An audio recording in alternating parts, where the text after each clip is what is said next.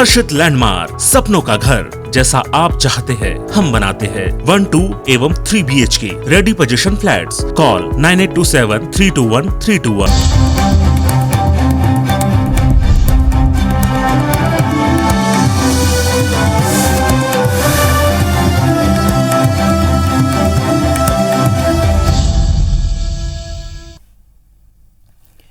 नमस्कार, स्वागत है आप सबका। मैं पुनीत पाठक और आप देख रहे हैं मेरा मध्य प्रदेश। मध्य प्रदेश की दिन भर की बड़ी खबरें विस्तार से देखते हैं। शुरुआत दिल्ली से आ रही बड़ी खबर से। कोरोना से मौत के लिए सरकार ने मुआवजा तय कर दिया। पीड़ित परिवार को 50,000 रुपये मिलेंगे। NDMA ने सुप्रीम कोर्ट को इस बात की जानकारी दी। राज्यों के आपदा प्रबंधन कोष से ये राशि दी जाएगी। सुप्रीम कोर्ट ने न्यूनतम मुआवजे पर गाइडलाइन के निर्देश दिए।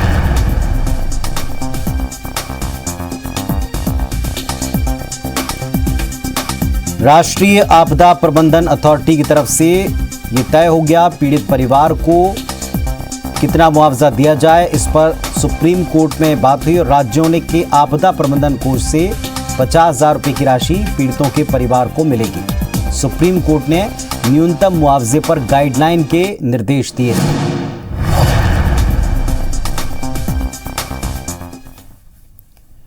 मुख्यमंत्री शिवराज सिंह चौहान दिल्ली दौरे पर हैं और दिल्ली में भारतीय जनता पार्टी के राष्ट्रीय अध्यक्ष JP नड्डा से मुलाकात की। तकरीबन 1 घंटे तक ये मीटिंग रही है और कामकाज को लेकर काफी बातचीत हुई। इसके पहले मुख्यमंत्री ने केंद्रीय ऊर्जा मंत्री RK सिंह से मुलाकात की और प्रदेश में बिजली के हालात पर बातचीत की। मुलाकात के बाद शिवराज ने कहा, ऊर्जा मंत्रालय ने बिजली सेक्टर में नवाचार और बदलाव का फैसला किया है। योजनाओं के तहत बिजली सेक्टर का आधुनिकीकरण और नई टेक्नोलॉजी का इस्तेमाल कर पूरे सिस्टम से सुदृढ़ीकरण का काम किया जाएगा। उन्होंने कहा कि केंद्र सरकार 60% अनुदान देगी और 40% बिजली कंपनियों को व्यवस्था अपनी करनी है। मुख्यमंत्री ने कहा कि मध्य प्रदेश इस योजना से पूरी तरह सहमत है। हम अपने पूरे बिजली सिस्टम का आधुनिकीकरण करेंगे। CM शिवराज का केंद्रीय मंत्री नितिन गडकरी और पीयूष गोयल से मुलाकात का भी कार्यक्रम है।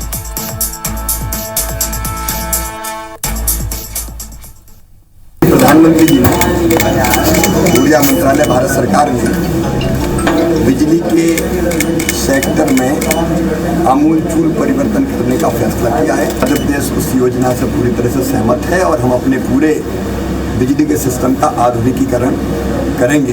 उस संबंध में माननीय मंत्री जी से विस्तार से हमारी चर्चा हुई है।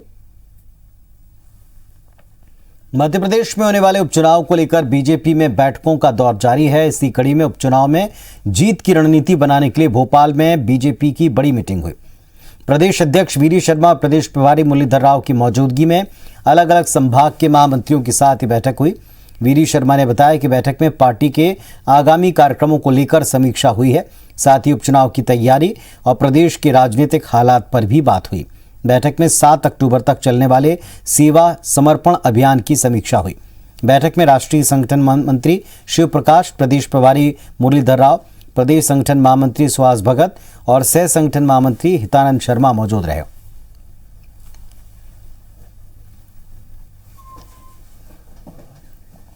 तो अभी हमारा 17 तारीख से लेकर जो 7 अक्टूबर तक का अभियान है, सेवा और समर्पण के अभियान की समीक्षा, आगामी जो हमारे कार्यक्रम हैं उनको प्रभावी तौर पर करने के लिए उसके बारे में एक तैयारी, संगठन के काम की दृष्टि से उपचुनाव भी हमारा एक महत्वपूर्ण पार्ट है जिस पर हम लोग तैयारी करते ही हैं। और भोपाल का रुख करेंगे, हमारे सहयोगी सुधीर इस वक्त हमारे साथ में जुड़ रहे हैं। सुधीर, तमाम कार्यक्रमों की समीक्षा की जा रही है, उपचुनाव की तैयारियों को टटोला जा रहा है, दें अपडेट पूरा। देखिए पुनीत, बिल्कुल जो आने वाले चुनाव है, संभावना जताई जा रही है कि शायद नवंबर के बाद कभी भी मध्य प्रदेश के अंदर विधानसभा के उपचुनावों की तारीखों का ऐलान कर दिया जाएगा। और बीजेपी का जो लक्ष्य है, इन 3 विधानसभा सीटों के साथ में खंडवा लोकसभा सीट को किसी भी तरीके से जीतना है। बीजेपी के बड़े नेताओं के प्रवास लगातार देखने को मिल रहे हैं। खुद मुख्यमंत्री शिवराज सिंह चौहान जनदर्शन के माध्यम से चुनाव के क्षेत्र में जा रहे हैं। इसके अलावा बीजेपी के प्रदेश अध्यक्ष BD शर्मा भी इन क्षेत्रों का दौरा कर चुके हैं।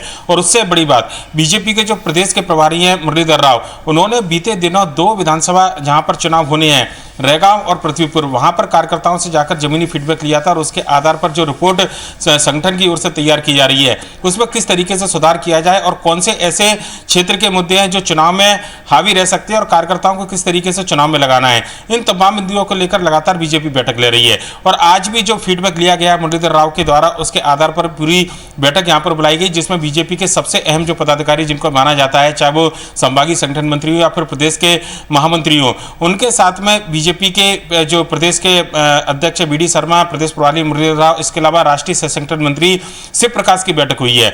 आने वाले उपचुनाव की रणनीति तैयार की गई है। नेताओं के प्रवास कार्यक्रम के साथ में उनके दौरे किस तरीके से यहां पर बनाया जाए, इस पर एक विस्तृत चर्चा की गई है और उसकी जिम्मेदारी महामंत्रियों को बांटी गई है। इसके अलावा बीजेपी का 17 सितंबर से प्रधानमंत्री नरेंद्र मोदी के जन्मदिन से 7 अक्टूबर, जब से मोदी को सरकार में आए 20 साल हुए हैं, चाहे वो बतौर मुख्यमंत्री हो या फिर प्रधानमंत्री हो, तब से लेकर उनके जो कार्यक्रमों की रूपरेखा संगठन ने अपने स्तर पर तैयार की है, जिसमें सेवा ही समर्पण जो अभियान नाम दिया गया है, उस अभियान की समीक्षा की गई। आने वाले समय में 7 अक्टूबर तक लगातार बीजेपी के कार्यक्रम है। सरकार के स्तर पर बात करें या संगठन के स्तर पर बात करें, अलग अलग स्तर पर बीजेपी कार्यक्रमों का आयोजन कर रही है। अब तक जो कार्यक्रम हुए हैं उनकी सफलता के साथ में आने वाले कार्यक्रमों को पूरी तरीके से सफल बनाया जाए और उस पर कैसे किन नेताओं को जिम्मेदारी दी जाए, किन नेताओं के प्रवास कहां पर रखे जाएं, इस बारे में भी विस्तृत चर्चा की गई है। संगठन के कई ऐसे आने वाले समय में काम है जिनको लेकर बीजेपी को आगे जाना है और संगठनात्मक काम के साथ साथ जो बीजेपी के मोर्चा प्रकोष्ठ है उनके पदाधिकारियों को किस तरीके से सरकार की रीति नीतियों को आगे बढ़ाने के लिए काम में लगाया जाए,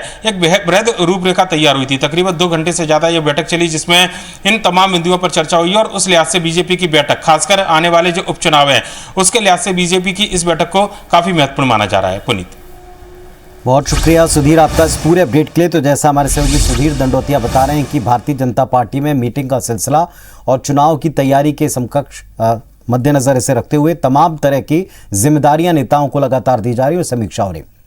इधर मुख्यमंत्री शिवराज सिंह चौहान ने जन कल्याण और स्वराज अभियान के तहत मिंटो हॉल में नगरीय निकायों में 1000 करोड़ से अधिक की लागत के 73 विकास कार्यों का वर्चुअली लोकार्पण किया। कार्यक्रम में 24 नगरीय निकायों में पूरी हुई परियोजनाओं का लोकार्पण हुआ। नॉन मिलियन शहरों में 299 करोड़ की राशि लोकार्पित की गई। कार्यक्रम में सीएम शिवराज ने कहा कि कोरोना के कारण खजाने में पैसा नहीं आया, मगर विकास की गति रुकी नहीं। मुख्यमंत्री ने कहा 27 सितंबर को फिर महाटीकाकरण अभियान शुरू होगा। उन्होंने कहा विकास के लिए पैसे की कमी नहीं होगी। कार्यक्रम को नगरीय प्रशासन मंत्री भूपेंद्र सिंह ने संबोधित करते हुए कहा कि पहले प्रदेश एक बीमारू राज्य कहलाता था, अब देश के अग्रणी राज्यों में शुमार है। सभी योजना में देश में अव्वल है। स्वच्छता, PM Awas Yojana, street vendor योजना में अव्वल है। मुख्यमंत्री की मेहनत के कारण ये सब संभव हो पाया। इस दौरान सीएम ने हितग्राहियों से सीधे संवाद किया। गरीबों को स्थान जरूर है। आखिर झुग्गियां क्यों पनपती? झुग्गियां इसलिए पनपती कि काम करने शहर में आए लोग, रहने की जगह नहीं तो कहीं न कहीं तो घर बनाएंगे, तो झुग्गी बन जाती है। हमने संकल्प लिया है कि झुग्गी मुक्त शहर बनाएंगे। प्रधानमंत्री श्रीमान नरेंद्र मोदी जी का मैं हार्दिक अभिनंदन करता हूं। प्रधानमंत्री आवास योजना की स्ट्रीट वेंडर योजना में मध्य प्रदेश नंबर 1 है। प्रधानमंत्री आवास योजना में मध्य प्रदेश नंबर 1 है। ये सब अगर संभव हुआ है तो हमारे माननीय यशस्वी मुख्यमंत्री, जिनके नेतृत्व से हम सबको प्रेरणा मिलती है, उनकी प्रेरणा से हुआ है। पूर्व मुख्यमंत्री उमा भारती के बाद अब सीएम शिवराज सिंह चौहान ने बिना नाम लिए ब्यूरोक्रेसी पर तंज कसा। भोपाल के मिंटो हॉल में आजादी के अमृत महोत्सव के तहत आज से 30 सितंबर तक वाणिज्य सप्ताह कार्यक्रम आयोजित हुआ है, जिसमें मुख्यमंत्री ने कहा अगर मंत्रालय में बैठ जाओ तो यहां की रंगीन पिक्चर खींच दी जाती। जय हो महाराज, सब दूर आनंद ही आनंद है, पर फील्ड पर जब आप जाकर देखें तो जनता से मिलकर पता चलता है कि आनंद कहां तक पहुंचा है। उन्होंने मंच पर बैठे अफसरों से कहा कि मैं संजय शुक्ला के बारे में नहीं बोल रहा। उन्होंने ये भी कहा कि नीचे भी काम मुख्यमंत्री की आंख का इशारा देखकर होता है। सीएम जिस पर फोकस कर लें वहीं विकास तेजी से होता है। वल्लभ भवन में बैठकर यहां कुछ नहीं होगा। कार्यक्रम में केंद्रीय मंत्री फग्गन सिंह कुलस्ते, उद्योग मंत्री राजवर्धन सिंह दत्तीगांव, ओम प्रकाश सकलेचा के साथ देश विदेश के कई उद्योगपति भी मौजूद रहे।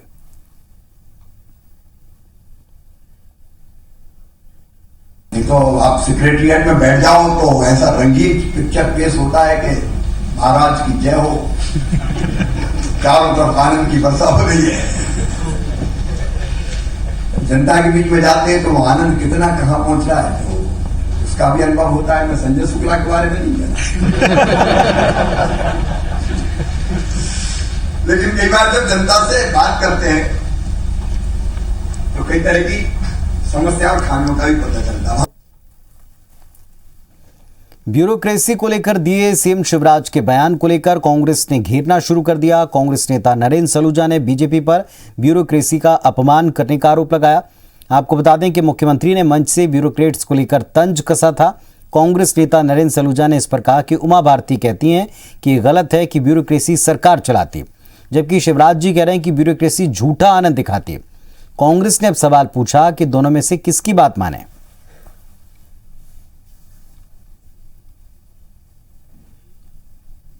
ब्यूरोक्रेसी सब नेता की मर्जी से ही करती है उमा भारती जी के हिसाब से। और शिवराज जी कह रहे हैं कि मंत्रालय में बैठो तो सब आनंद ही आनंद ब्यूरोक्रेसी दिखाती है और जमीन पे जाओ तो असलियत नजर आती है। तो एक मुख्यमंत्री कह रही सब नेता की मिलीभगत से ब्यूरोक्रेसी काम करती है, नेता को घुमा नहीं सकती, और मुख्यमंत्री कह रहे हैं ब्यूरोक्रेसी घुमाती है। तो दोनों में से किसकी बात सच है? ऐसा लग रहा है शायद ब्यूरोक्रेसी से तंग आ चुकी है भाजपा। जमीनी हकीकत जो सामने आ रही है उससे बुखलाकर मुख्यमंत्री इस तरह का बयान दे रहे हैं। इसको लेकर भाजपा को स्पष्ट करना चाहिए कि इसके पीछे कहने का मकसद क्या है। केंद्रीय उड्डयन मंत्री ज्योतिरादित्य सिंधिया का आज ग्वालियर चंबल में मेगा सियासी शो हुआ। मुरैना के राजघाट पुल पहुंचने पर केंद्रीय कृषि मंत्री नरेंद्र सिंह तोमर समेत प्रदेश के आधा दर्जन से ज्यादा मंत्रियों ने उनका स्वागत किया। इसके बाद सिंधिया का रोड शो शुरू हुआ। कार्यकर्ताओं ने जगह जगह इस रोड शो का स्वागत किया। ग्वालियर में भी रोड शो के पहुंचने पर सिंधिया का जबरदस्त स्वागत किया गया। इस दौरान नरेंद्र सिंह तोमर समेत प्रदेश सरकार के 8 से ज्यादा मंत्री मौजूद रहे। इससे पहले मुरैना में सिंधिया की स्वागत रैली निकाली गई, जिसमें गुना सांसद केपी यादव भी शामिल हुए। इस दौरान उन्होंने सिंधिया और बीजेपी की तारीफ में खजीरे पड़े तो कांग्रेस पर जमकर निशाना साधा।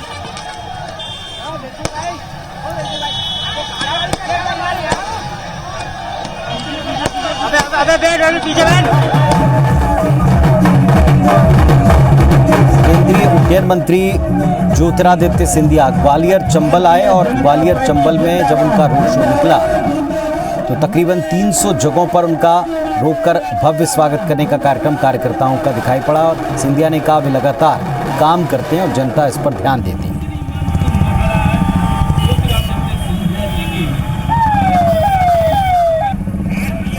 जो जोड़ी डबल इंजन की सरकार है प्रधानमंत्री जी की केंद्र में और शिवराज सिंह जी की प्रदेश में, दोनों मिलकर प्रचंड बहुमत से हम लोग आगे बढ़ेंगे। जनता का झंडा लेके, एक हाथ में कमल का फूल, एक हाथ में, और पूरी जिंदगी जनता की सेवा के लिए समर्पित भाव में। कांग्रेस के पास कुछ है ही नहीं, सिर्फ आरोप लगाना, अनर्गल बातें करना, कुछ भी ट्वीट कर देना। कांग्रेस के पास और कुछ नहीं बचा है, इसलिए लोग कांग्रेस छोड़ के भारतीय जनता पार्टी ज्वाइन कर रहे हैं। जिन्हें जनसेवा करनी है, देश सेवा करनी है, वो व्यक्ति अपने आप को भारतीय जनता पार्टी से जोड़ता है। और भारतीय जनता पार्टी का परिवार इसलिए बढ़ता जा रहा है और कांग्रेस बिखरती जा रही है। संघ प्रमुख मोहन भागवत ने अपने इंदौर प्रवास के दूसरे दिन शहर के अलग अलग वर्गों के समाज सेवी, शिक्षाविद, प्रबुद्ध जनों से मुलाकात की। भागवत ने मूक बधिरों के लिए सांकेतिक भाषा में बनाई गई आरएसएस की प्रार्थना को यूट्यूब पर अपलोड किया। संघ प्रमुख की मूक बधिर संस्था के संचालक, साइन लैंग्वेज एक्सपर्ट ज्ञानेंद्र पुरोहित और मोनिका पुरोहित से मुलाकात हुई। पुरोहित दंपति ने संघ की प्रार्थना को दिव्यांग जन के लिए सांकेतिक भाषा में तैयार किया है, ताकि शाखा और आयोजनों में होने वाली संघ की प्रार्थना को मूक बधिर सांकेतिक भाषा में गा सकें, समझ सकें। इसके पहले पुरोहित दंपति राष्ट्रगान को भी सांकेतिक भाषा में तैयार कर चुके हैं। अब संघ की वंदना को उन्होंने दिव्यांगों के लिए साइन लैंग्वेज में ट्रांसलेट किया है। मोहन भागवत जी से हमारी मुलाकात हुई, मेरी और मोनिका जी की। और सबसे पहला जो विषय था कि हम लोग मूक बधिर बच्चे जो प्रार्थना हम लोगों ने बनाई है उसको हमने सांकेतिक भाषा में तैयार किया है। और जो संघ की प्रार्थना है, नमस्ते सदा वत्सले मातृभूमि, तो उस प्रार्थना का उन्होंने विमोचन किया, शुभारंभ किया। से संकेतों में बनाना एक, क्योंकि उसमें वो जो भाव थे, विशेषकर जो देश प्रेम के लिए, जो अखंड भारत के लिए वो जो भाव थे, वो वैसे ही उसमें जाए, तो काफ़ी समय लगा। और इसको हमने एक प्रॉपर फिर वीडियो शूट करके और उसको तैयार करा और परम श्रद्धेय मोहन भागवत जी के सामने इसको प्रस्तुत करा। चलिए देखते हैं बिग न्यूज। मधुकुंज अगरबत्ती प्रेजेंट्स बिग न्यूज। अगरबत्ती हो तो मधुकुंज।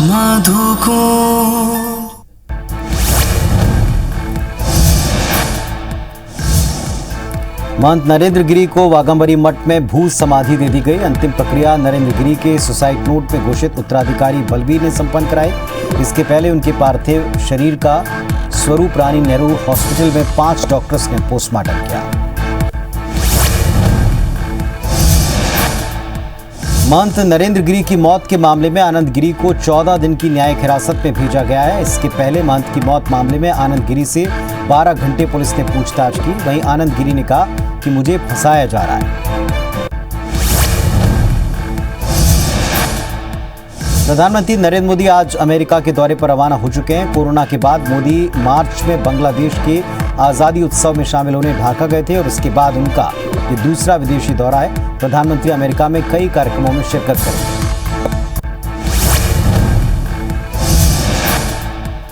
टूलकिट मामले में छत्तीसगढ़ सरकार को सुप्रीम कोर्ट से झटका लगा। कोर्ट ने पूर्व मुख्यमंत्री रमन सिंह और बीजेपी प्रवक्ता संबित पात्रा के खिलाफ राज्य सरकार की याचिका खारिज कर दी। दोनों नेताओं पर राज्य पुलिस की तरफ से दर्ज एफआईआर में जांच पर छत्तीसगढ़ हाईकोर्ट ने रोक लगाई थी। इस आदेश में दखल देने से सुप्रीम कोर्ट ने इनकार कर दिया।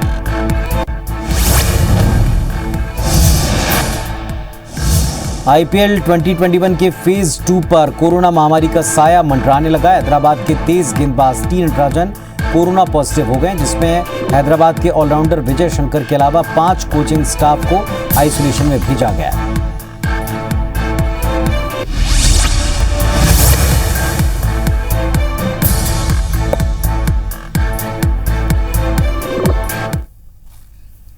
तो इस बुलेटिन में फिलहाल इतना ही। खबरों अपडेट्स के लिए आप देखते रहें IBC 24। नमस्कार।